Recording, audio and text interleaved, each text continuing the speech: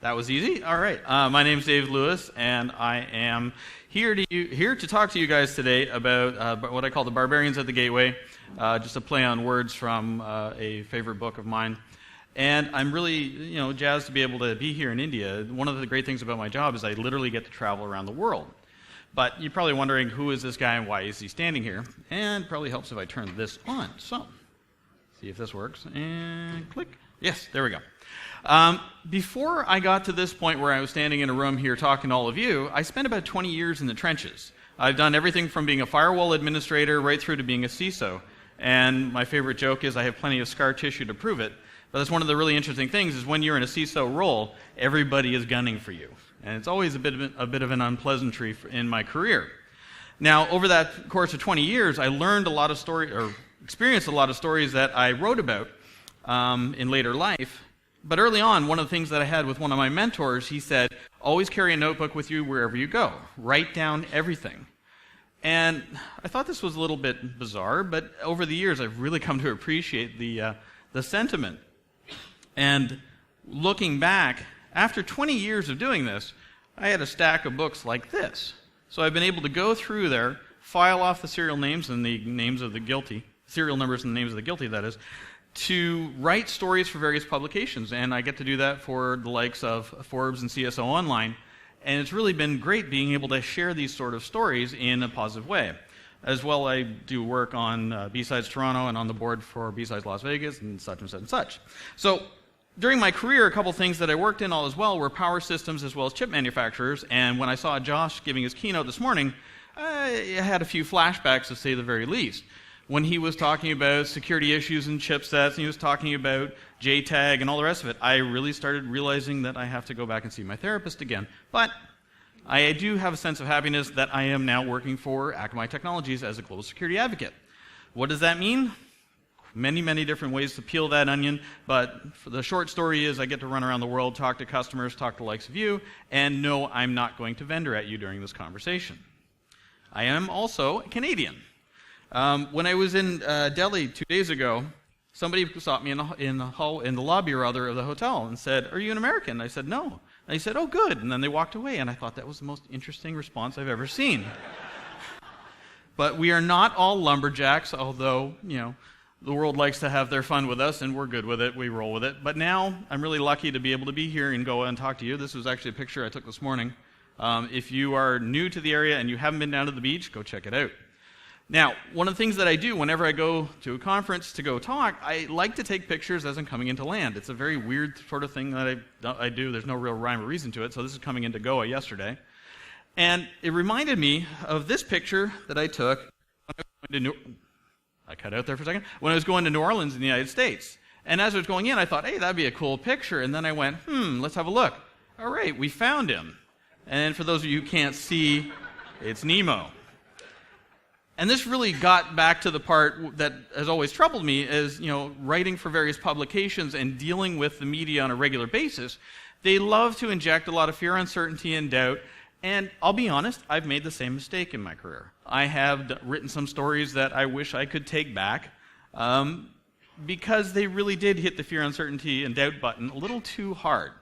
And we really need to look at the security issues with raw data. We need to look at the information so we have a better understanding as to what we're actually dealing with. And I often feel like this guy. Because when I am shouting out these various stories that I'm reading, and admittedly some were mine, it really gets me going. So this is how I feel when I read some of these articles. Or when I talk to various people in the industry and they'll say, oh, this is the threat that's coming to get you, but our control will take care of it, no problem, if the control is set up in the right place. Now, this is a video that I took this summer when I took my family to a theme park outside of Toronto, Canada. This dinosaur here is animatronics, about 12 feet tall. Now, when my 2-year-old saw this, he was a huge fan of dinosaurs up until this point. When we got home, the first thing he did is he trundled didn't say a word, picked up his little bucket of dinosaurs, went, put him behind my chair in the living room, and they have stayed there ever since. He thought that this was a real threat. And this is one of the reasons that I get upset when I read stuff in the media, and mistakes that I've made, is that we have to look at these sort of things through what they really are. And otherwise we run into things like the FBI telling people that there's dormant cyber pathogens on their computers. I have no words. So, when you don't take care of these issues and look at these in a sane way, the auditors are going to come for you, and they're going to have fun because the auditors are reading the same stories. So, sorry, I had to get my kids in there somehow. So, these stories really left me wanting. Really wanted to understand better, so this was born out of it. This talk was born out of that sort of mentality. Now, we're looking at actors, attacks, tools, trends, data, and what you can do in a non-vendor approach. And the reason I do that is simply because I work for a vendor, I love what I do, but I don't want to sit here and listen to a vendor presentation any more than you do, so I'm going to be very cognizant of that. That being said, I do pull a great deal of information from our own platform and present the data, do with it as you will. So, early on, one of the things that I came across when I was first into this business were actors for hire, or attackers online that for a price would do whatever you want them to do. So, this is actually from a genuine menu on a Russian underground site where they were offering all different types of services, and these are just some of the menu items. And if you look down here at the bottom, it said DDoS botnet for $700. And if I remember correctly, that was $700 US. So it was a relatively sizable chunk of change, and this was about 5 years ago at this point. And it really got to me is that, wow, these are services that are out there that people will hire to do these sort of things, but it's not all doom and gloom. So there are groups out there like this particular organization called Hackers List. They set up a shop where they could hire security folks and then give out piecemeal to various companies who didn't have the bench strength to do the job. The problem here is that 48 hours after they went live, they were hacked, all the user accounts were dumped online, but the effort was there and it's underway. They're still around today, actually. And when you're looking at the threats that you have to deal with on a daily basis, we have to look at the bored kids or the bored teenagers.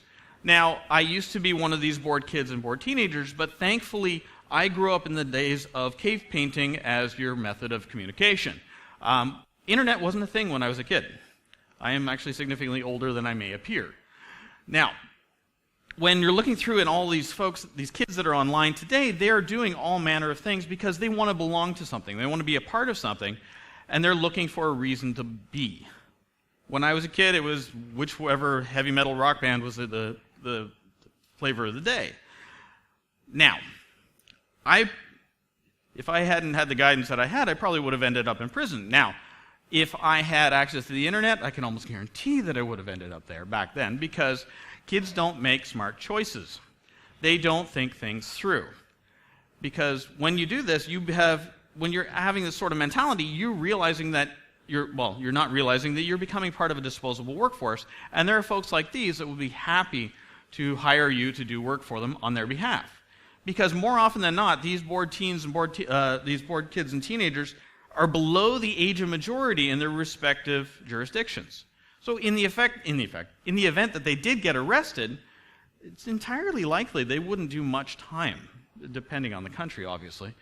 And so hacktivists are a perfect example of a chaotic actor that are more than willing to take them on. Then we have to worry about the nation states. Most organizations, not a problem. If you're making teddy bears, not likely anybody's paying attention. If you're making processors, like I did at one particular company, we had a lot of attention paid to us. And when you're going through the villains, you have your standard villains, you have your arch villains, and then there are folks like these. The Al-Qassam cyber fighters were a group that spun up a few years ago, and they were ostensibly based in Iran, and they were attacking financial institutions in the United States. Why is this important? Because this was distributed denial of service attacks, and they would say, on this day, at this time, for this length of time, we would attack your site. True to their word, they showed up. They did exactly what they said they were going to do, which was very uncanny for an attacker type. And I say attackers rather specifically because, in my way of thinking, hackers are basically anybody with a curiosity, anybody in this room. An attacker, criminal intent. So these folks were attacking U.S. financial institutions, and then they started going after Canadian banks, and we're like, wait, hold on. Why? Then we realized they just didn't understand geography, and we were actually two separate countries. So the types of attacks I'll glaze over here are, we're going to look at volumetric application protocol-based attacks. Now, first off, attacks over HTTP. Now, you'll see this as Q1 of 2016. And this is just to hammer away at a particular point. The attacks that we see coming across our platform against our customers, the top three, SQL injection, local file inclusion, and cross-site scripting. This was from a year ago. Flash forward. This is Q4. Top 3, SQL injection, local file inclusion, cross-site scripting. Now, when we saw Josh give his keynote this morning, he was talking about all these fancy attacks against chipsets and things like that.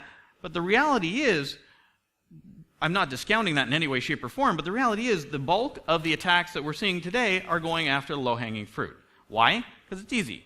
Also, because a lot of these work. If we don't start sanitizing our inputs and our outputs, SQL injection will not go away. How many people here are familiar with the OWASP Top 10? I want to see all hands next time I have that question. Okay, so with the OWASP Top 10, who here can tell me how long SQL injection has been on that list? Anybody? Sorry, say again? 70. Actually, if you said forever, I would have gone with that. But yes, that's just it. This has been around for such a long time, and it's a solvable problem. And we as security practitioners, we can fix this. And when we're looking at the types of attacks, we see all manner of flooding tools that come across the board. Now, any StarCraft fans in the room? I may be dating myself here significantly. We got one! All right, cool. So StarCraft was a game quite a few years ago where you would build up your resources, build up your armies, and you go over and attack other groups. And I thought this was really fun until these guys showed up. These were called the Zerg. They would show up and literally decimate everything that I had on the board, and I was lucky if I ever won, if I ever got past that, I mean. So when these attacks would happen, this really got me back to thinking about denial of service attacks, web attacks, and the type of things that we see online today. Now, when you're having this wonderful website with Flash and all the rest of it, don't put Flash on your website. If you have Flash on your website today, please go and see about getting that fixed now. But these are the types of things. The attackers are more than willing to drop your site to its knees. And how are they doing it? These are just some of the examples of the attacks that we're seeing across the platform. Now, some of these shouldn't be available to attackers. We see character gen, DNS, NTP, SSDP. NTP usually goes away if you are patched to current or N-1.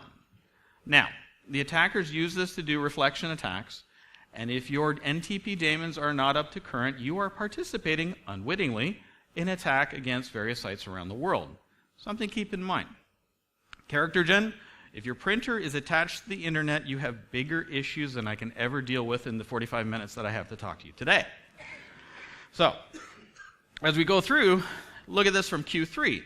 This blue part of the pie chart, the big chunk there, was NTP. That's how much of the amount of traffic we were seeing for reflection attacks was going through. It was NTP. Now, if we switch forward to Q4 of this year, SSDP is returned to form. Now, SSDP, Simple Service Discovery Protocol, is part of the whole universal plug-and-play. Now, a few years ago, I wrote an article about universal plug-and-play, specifically with SSDP being used as a reflector. I got an email from a group called the Universal Plug-and-Play Consortium. I didn't know this sort of organization existed. They were very upset with me for writing the article, and they said, "It's perfectly secure. You should take that article down." And I went, "But I have data." They didn't have they had no response for that in any way, shape, or form. They just figured I was going on hyperbole, but I was able to show them raw data, and that sort of confused them. Now, these are all the types of things that attackers are using for reflectors, and these types of attacks aren't going away anytime soon. This is just an example of the average number of attacks for major targets.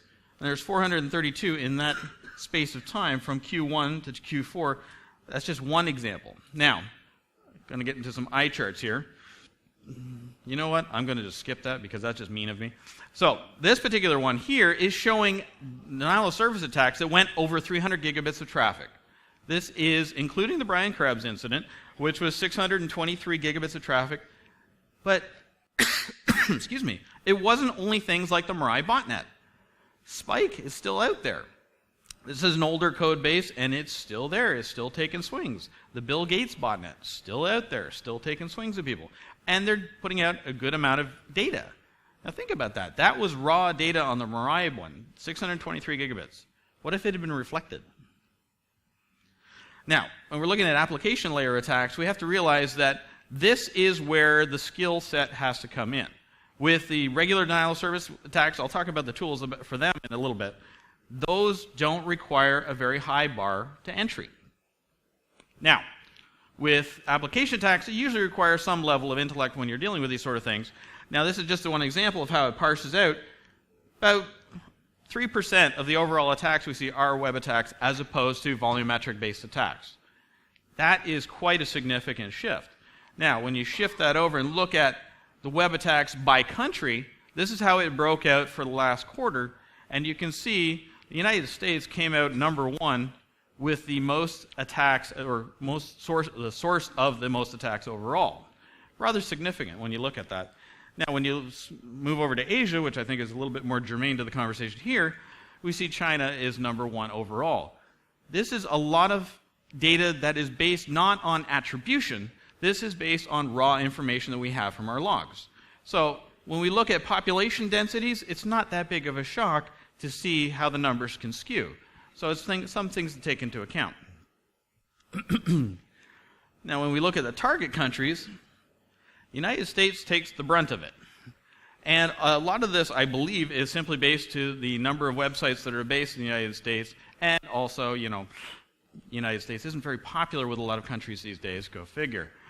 So, as we move over, and we break that out based on retail segments, didn't know this was going to be an eye chart, retail comes out, by and far, the largest amount of recipient for attack traffic.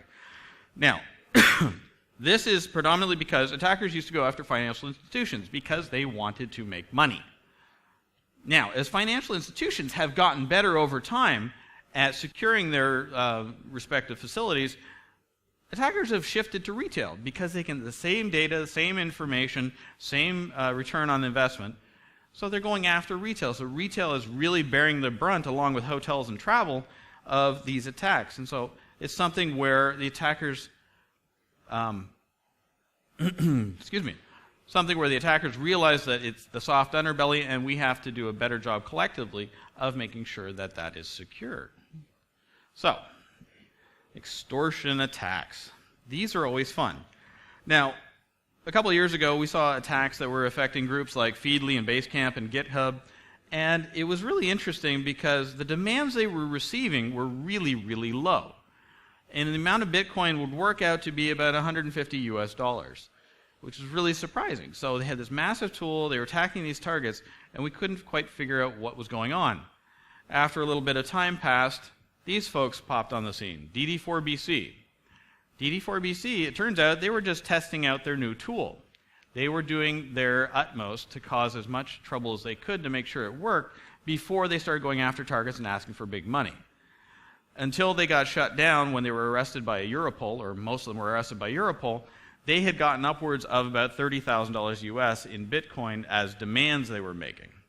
So they would claim between 400 and 500 gigabits of attack traffic, but to date, the biggest documented one we saw was 50 gigabits of traffic. So they weren't really up to where they said they were, but they were very good at trying to market themselves.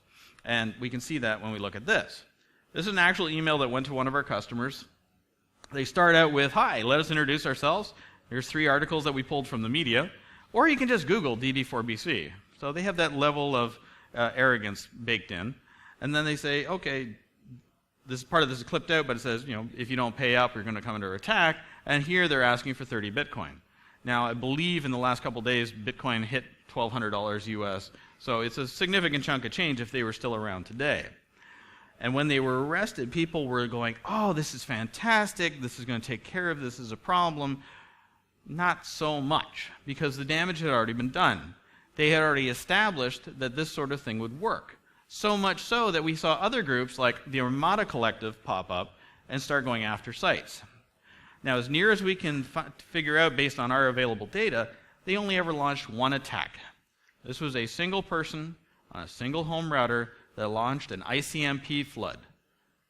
Not going to be taking anybody down in these days, but they collected apparently over $100,000 simply by making threats.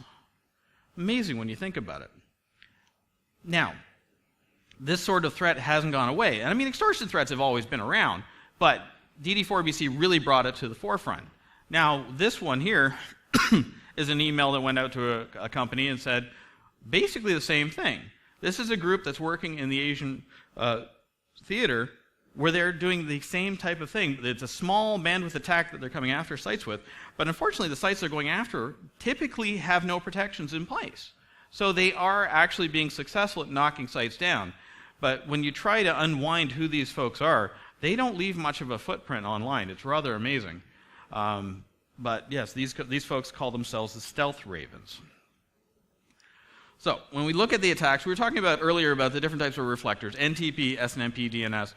DNS typically is misconfigured, and that's why that one has worked so well. But another eye chart for you.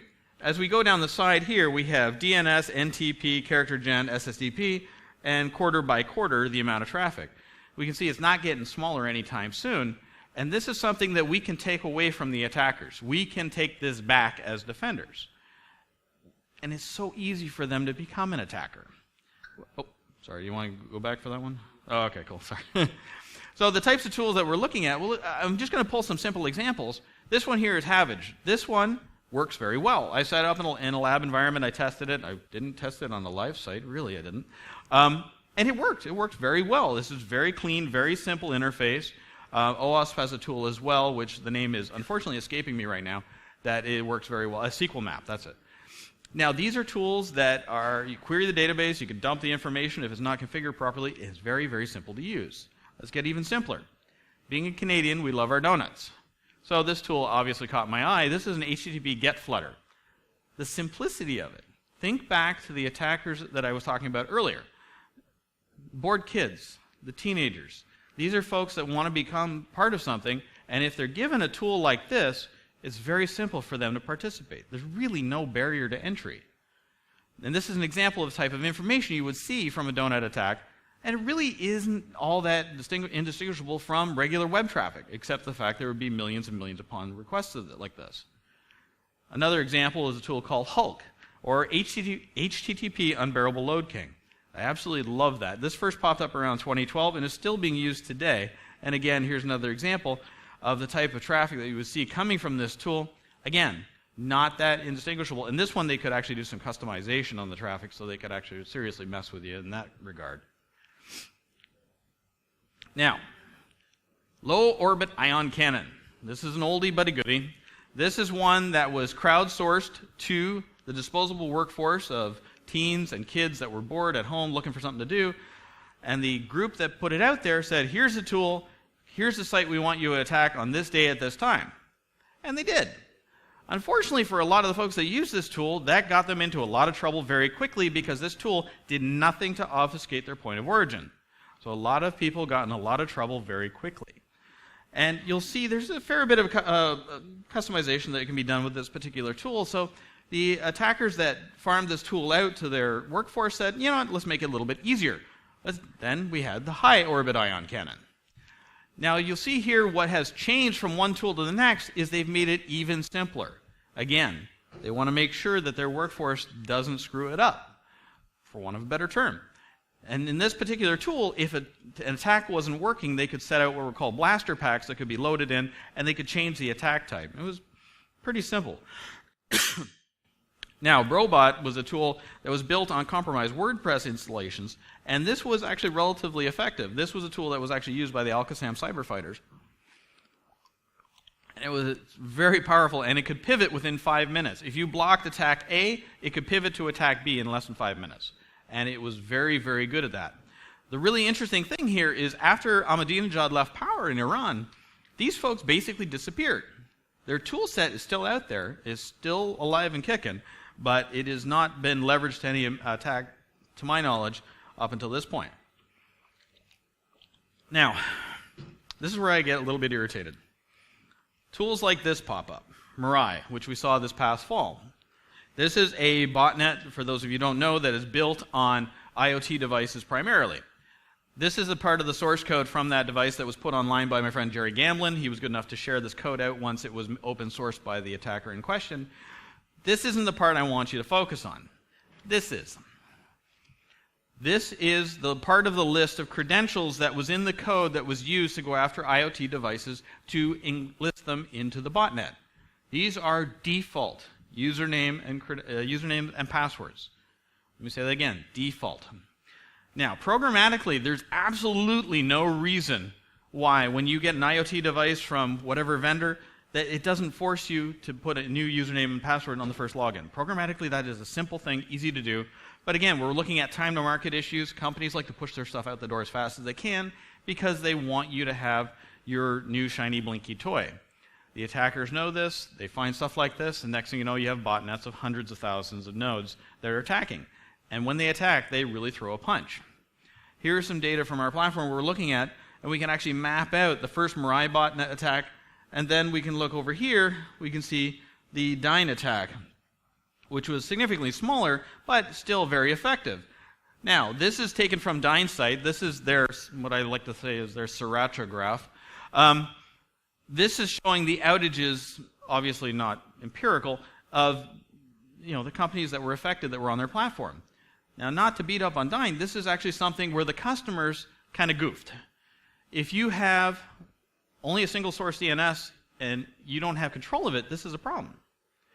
You should have a secondary or even a tertiary DNS provider as well. This is just good practice. And companies that did have multi-source their DNS didn't go down when this attack happened. The ones that were single-sourced did. And this is nothing to beat up on Dyn. These things happen.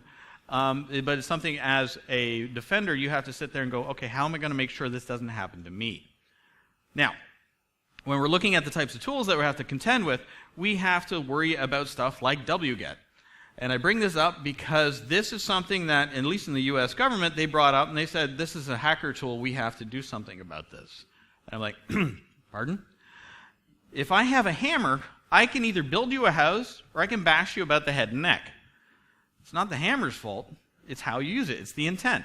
Obviously, proving the intent is a bit of a sticky wicket, but if they start taking away all the tools from us as security practitioners, only attackers are going to have things left over because they're not overly concerned about the law at this point because they've already made a conscious effort to move forward and become an attacker.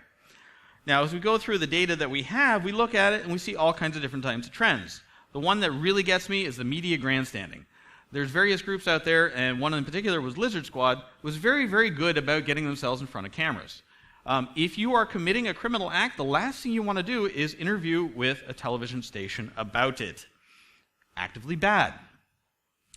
But what they did do is they brought to light something I like to refer to as a commoditization of distributed denial of service. This was platforms that were built out as SaaS offerings that you could log into and become an attacker. Pretty simple, a little bit of Bitcoin, off to the races. This is not something new so much as it's really become more prevalent with people being arrested and what have you. Now, these tools are built out, these platforms rather, are built out using stuff like your home routers. In one country in, I'll just say southeast of where you are, that'll remain nameless, they had sent out their routers to all of their customers with their configuration screen available publicly with default usernames and passwords.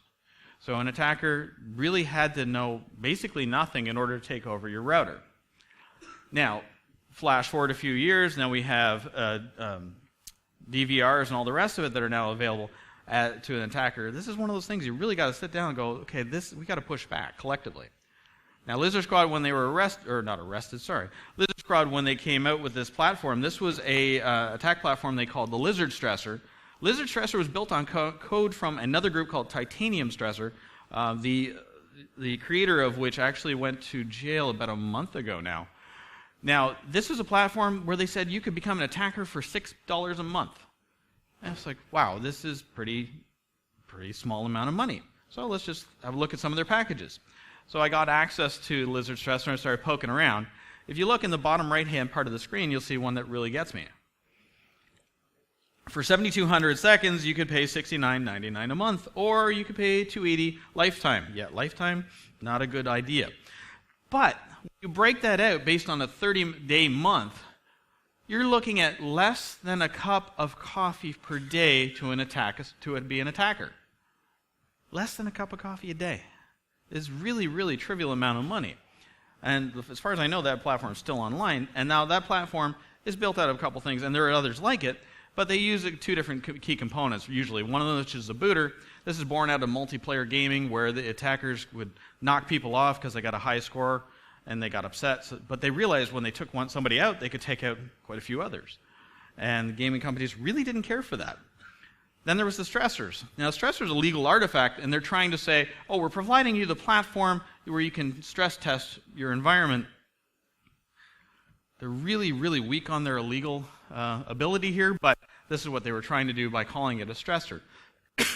Although there is precedent for that, when I worked at a financial institution back in the 90s, we did hire a service that would throw junk data at our test websites for us so we could test load.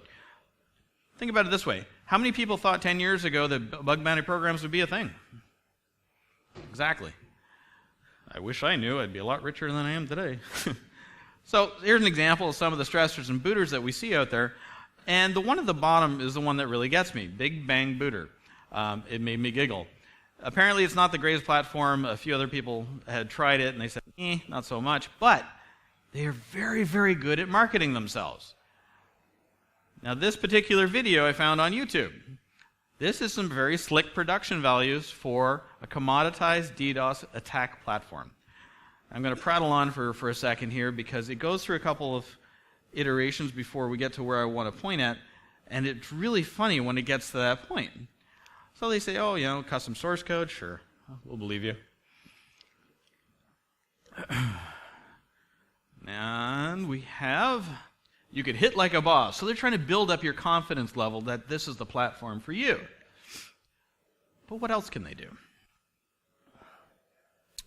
They have a boot page. So if you're mad at somebody for getting a high score on Destiny, you can take them out now. They have untraceable servers, which on the internet, I've yet to see that actually work. 8 different types of attack methods. Variety is a good thing, and my favorite of all, 24/7 friendly support. It just cracks me up that they have actually framed it in such a way that they see themselves as a legitimate business. And who knows, years from now they might actually be. But at this point, they are simply an attack platform. Oh, sorry. Now we went through and looked at the other data, and we saw all kinds of things, including data breach attacks that were being used to fuel login attacks. This is one of the things that really bugs me, and I'll get to that a little bit in a minute. One thing that I like to hammer on, which I talked about earlier, is attribution. We don't do attribution. We just present the data as it is. We leave that to other parties to do the attribution. Now, when we're looking at the types of attacks, we do plot them out, and here's an example of why this problem isn't going away anytime soon. Now, on this IQR chart, if you look to the far left, you have Q1 of 2014 going through to Q4 of 2016. Now, as you progress from the left side of the screen to the right, you'll notice the density is getting thicker.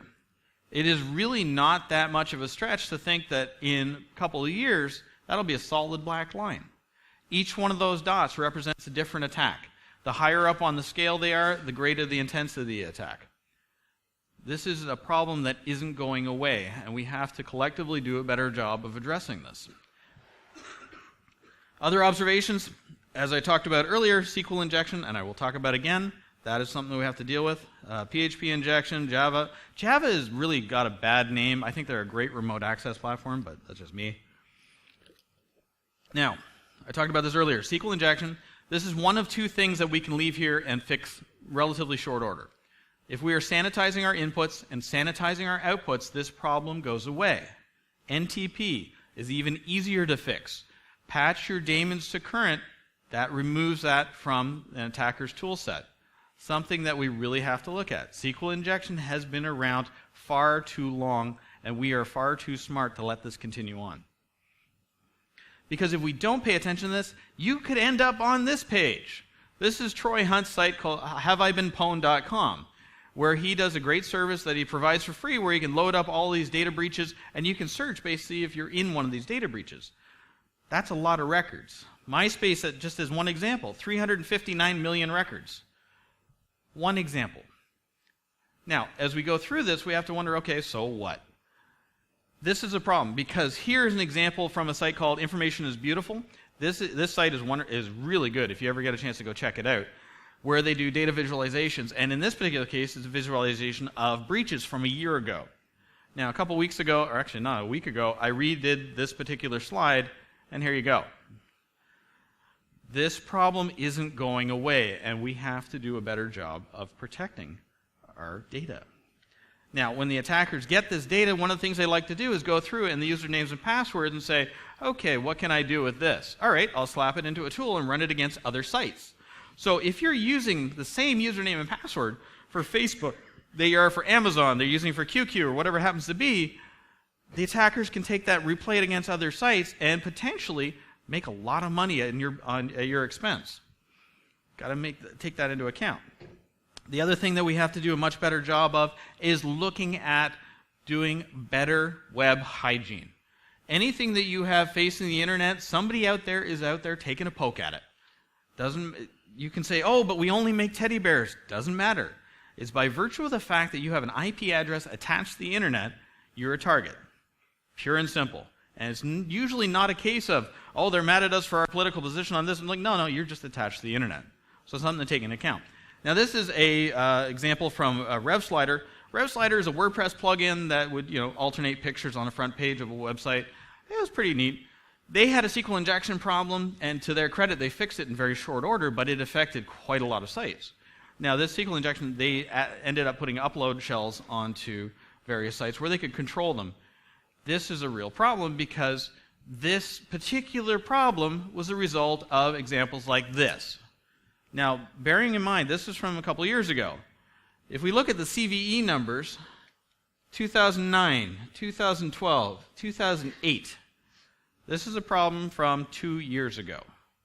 These are problems that have been known about for years and unfortunately weren't addressed.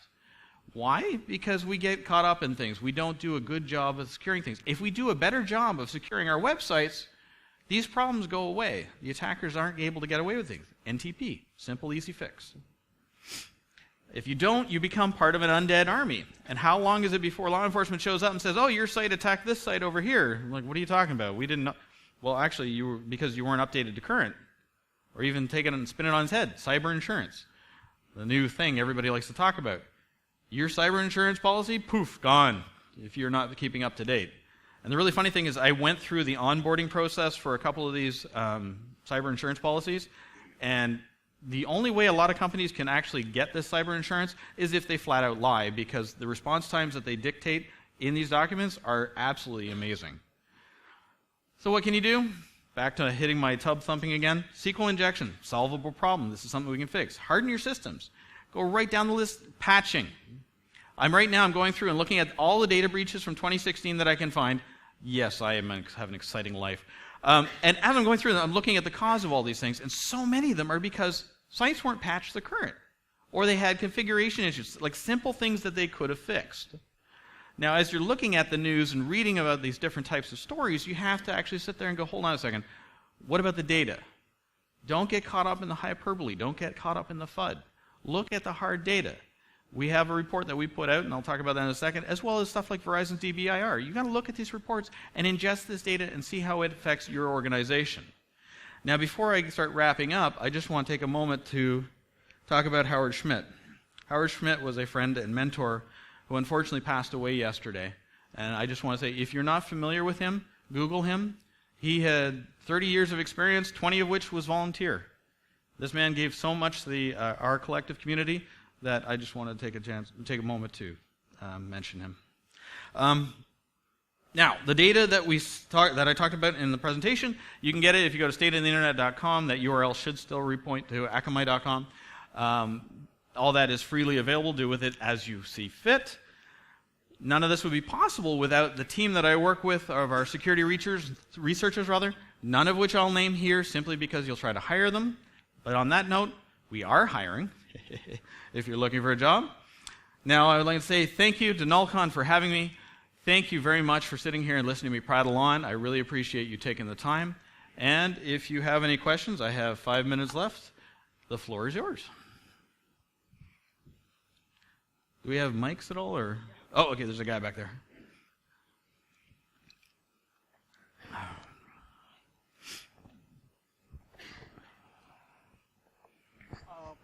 So talking about stressors, there were instances in the past where some of the companies in this segment were actually protecting them, or like they were providing services to those stressors, so no one can DDoS them, right? So Like they were protecting it so that nobody. Yeah, the companies were actually using stressors in a legitimate fashion back as early as the 90s. I remember we used one. no, like I'm talking about let's talk about how Cloudflare, they were using Cloudflare to protect themselves from not getting DDoS. And then when talked about, I think Brian Krebs actually pointed out that you should not, do things like that. And I think, so what's your viewpoint on things like that? Like whether, I'm would biased. you go out and... I'm exceptionally biased on how to do it. But what you have to do is you have to look at all the providers that are available to you, all the controls that you could put in place. So it's not a case of I'm just going to say go buy our stuff, because that'd be disingenuous. I want you to look at everybody and do a bake-off against the various types of vendors that are out there. As well, something as simple as patching, router configuration. Like, are you broadcasting your routes to the universe that don't have to be out there? There's a whole list of things that you can go through that really, in the interest of time, I won't get down into.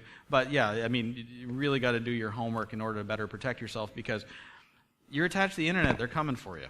It's as horribly dark as that might sound. It's just a matter of time.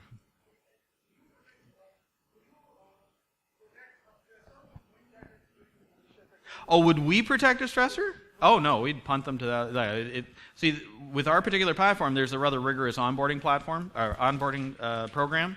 So we don't have freemium customers, as an example. So if you set up a site doing X, Y, or Z, and you have a credit card, it's not how it works with our company. Other companies, your mileage may vary. Sorry, yeah. So, do you have the data, like how many applications or sites have got hacked because of usage of outdated open source components? Like you mentioned NTP, right? So overall usage of outdated open source, which is very common, right? So yes. How many breaches have happened because of that? Well, see, that's one of the problems that I have, is that I only have the data that's available on our platform. And while we'll move about 30% of the internet, I can't talk to the larger swath of it. But security debt is a real problem today. And open source projects, if they're not maintained to current, then you lose that brain trust. Or if the person that you had on staff that installed it then went to another company and took their brain trust with them, this is something that's a real problem. I'm a big fan of open source, but you have to make sure that there is some sort of way to future-proof it, whatever that might be, pivoting to a different project or whatever it happens to be. It's really something that you can't just accept at face value that it'll always be there. Any other questions? I know we're up against the key speaker of the day. So, all right. Well, that being said, I would like to thank you very much for your time.